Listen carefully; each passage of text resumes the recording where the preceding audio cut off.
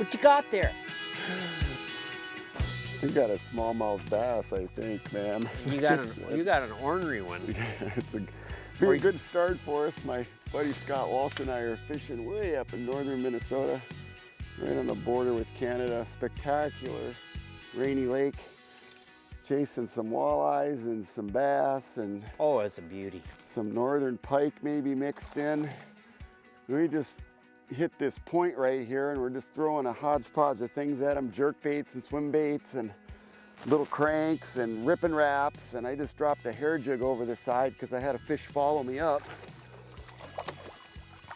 And we start out with that guy on a little black hair jig technique that's real popular in these parts. Just drop it down right under the boat and a nice solid smallmouth to start us out. Today's segment, we're talking awesome fishing in northern Minnesota, multi-species, probably a bunch of these fellas. And we're gonna share with you a bunch of tactics on how to catch them. It's almost 18.5 incher, a chunk. Fun start. Let's go, Scotty. All right. You spit a craw up at me. We're coming down this rock bank here, and there's just a little corner of cabbage in here. And I picked up the popper and threw it up in the cabbage. Smallmouth love to hang in cabbage, especially in cabbage and rock. And I literally never moved the bait. It hit the water and he just flushed it instantly. It's nice fish. It's another nice one.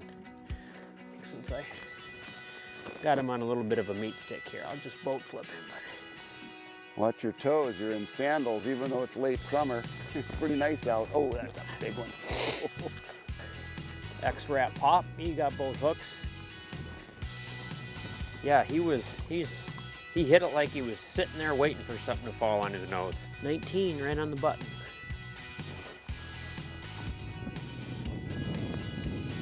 Great start. This could be a fun day. We've got some powerful tools in the boat to help us catch more fish. Minn Kota Ultrex trolling motor. We can use spot lock to hover on these spots upwind or downwind, however we choose. Fan cast throughout the structure. Lake Master chips in the Humminbird Helix units to allow us to safely navigate this vast fishery. There's so much water up here.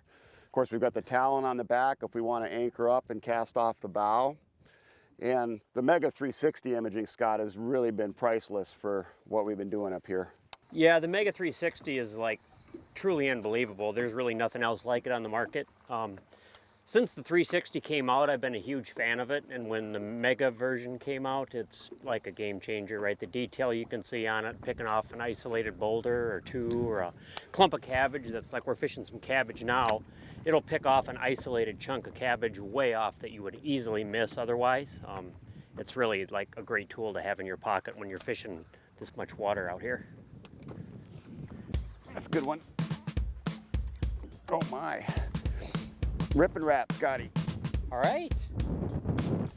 We set up with spot lock here. We're casting. There's a reef right here in front of us. Got a lot of weeds on it as well, and we're just spot locked upwind of it. I think I got a walleye here. Absolutely slam this perch colored rip and wrap. Solid fish. We'll just grab him because I think he's only got the back hook in him. Oh yeah. Solid fish. We just set up on this spot. Scott started making a couple of jerkbait casts over the top of it. Saw big fish on the surface coming out of the weeds there. We can see on the Mega 360 imaging, there's a lot of boulder down here and some weeds too. There we go. Rip and wrap. We're doing some artificials today, and you can catch plenty of nice walleyes mixed in even while you're bass fishing, or catch these specifically using artificials. Oh, out there in the saddle, huh? Yep, out in that little gravelly saddle that kind of connects these two. A decent one. You hoop him or grab him from there? Doesn't look like he's hooked great. No, okay. You want to get him on the back? Let's see. See when he comes up again here. We got a wind switch here, and we got calmer conditions. We've been starting to get a few on top waters here as it gets towards midday, so we might switch gears and do some topwater fishing. Yeah, well, I mean, if we can catch them on topwater, there's not much that's more fun than that, so why wouldn't you? And he's got 2 hooks in him. Good. Ooh, awesome fish, dude. Look at that. Another big one. Thanks, buddy. That was fun. Appreciate the guide treatment there. Well, it's a little high reach from the front of the Skeeter versus the back. So that it is. we've had a fun time fishing.